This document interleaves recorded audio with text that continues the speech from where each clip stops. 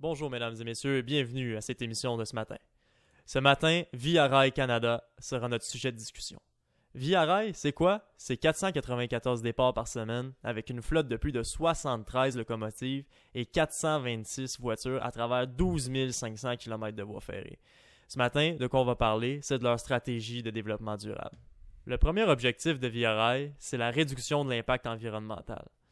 En effet, cette compagnie-là, ils se sont inscrits à l'ISO 14001.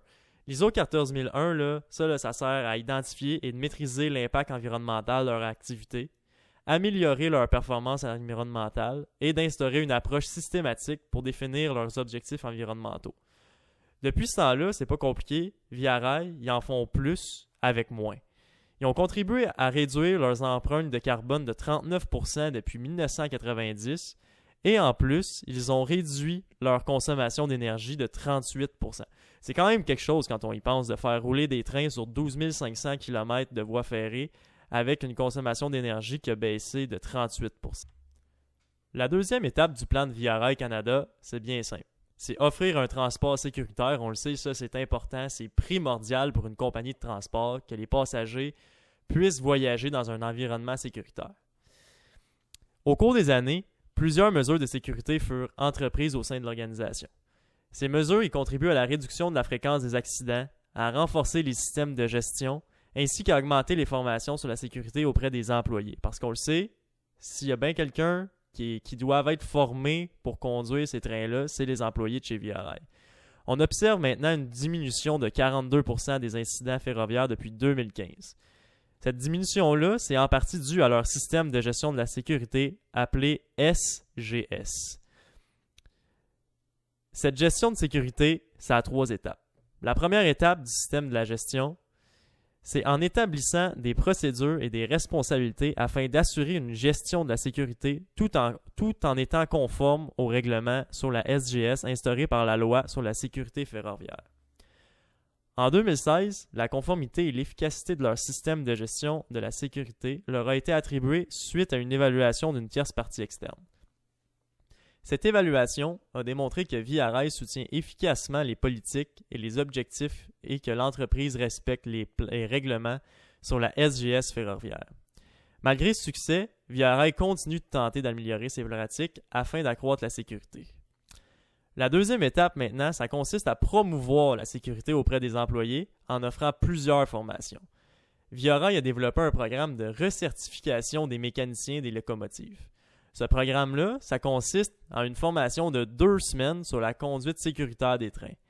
Et puis, il y a un cycle de recertification d'une durée de 18 mois qui a été établi. Ce programme-là de 18 mois, ça va au-delà des exigences de Transport Canada pour être bien sûr que le réseau ferroviaire soit pleinement sécuritaire.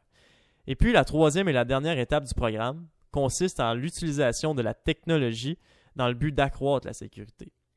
Via Rail a fourni des appareils électroniques mobiles à tous les employés à bord des trains.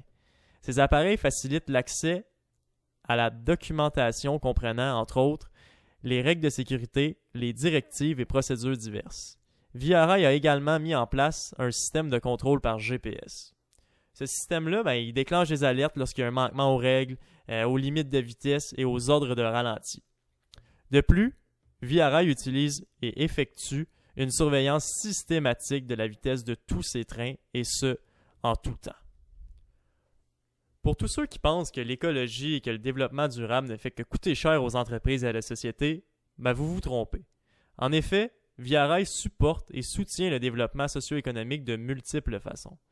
Que ce soit en création d'emplois, en aide dans les communautés ou en soutien aux collectivités. Via Rail, en 2016, a acheté pour 334 millions de dollars dans les collectivités locales. Investir dans les collectivités locales, c'est d'investir et de donner à des petites collectivités qui sont souvent oubliées par tout le monde. En 2016, ils ont octroyé l'équivalent de 1 416 000 $ en dons de crédits de voyage à 1595 organismes communautaires pour appuyer des activités, collectes de fonds et initiatives communautaires partout au pays. Via Rail a donc comme vision de donner des crédits de voyage aux citoyens en tant que stratégie communautaire. Aussi, il prône le fait d'être en affaires avec des fournisseurs pour des produits ou services qui sont canadiens. Qu'est-ce que ça fait d'encourager les industries locales? ça crée de l'emploi, donc ça réduit le chômage, donc ça stimule l'économie d'ici, et surtout, ça rend notre pays plus fort. En une phrase, c'est de contribuer à la prospérité du Canada. Leur mission, en ce qui a trait au développement socio-économique, est d'accroître les revenus et de contrôler les coûts, tout en contribuant au progrès du Canada sur le plan socio-économique. Et puis tout ça, c'était justement d'après la chef des services financiers, Mme Patricia Jasmin de chez Via Rail Canada. Au retour de la pause, la 4e étape, maintenir la confiance du public.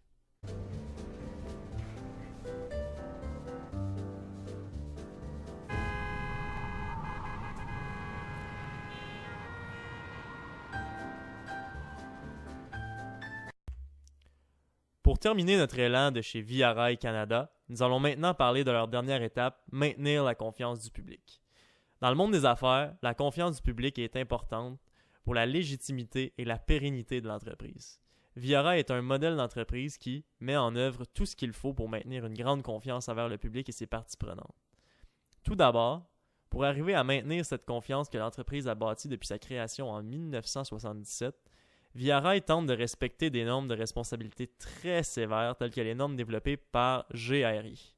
Cette décision permet de gagner la confiance des parties prenantes et de réduire le risque d'une mauvaise gestion qui entraînerait des conséquences sur la pérennité de Via Rail. De plus, pour rester un leader canadien dans le secteur du transport, la bonne gouvernance du CA est primordiale.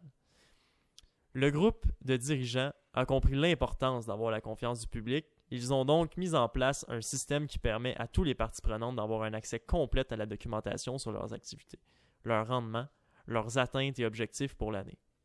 Aussi, ils ont créé des moyens d'avoir une communication bidirectionnelle avec le public.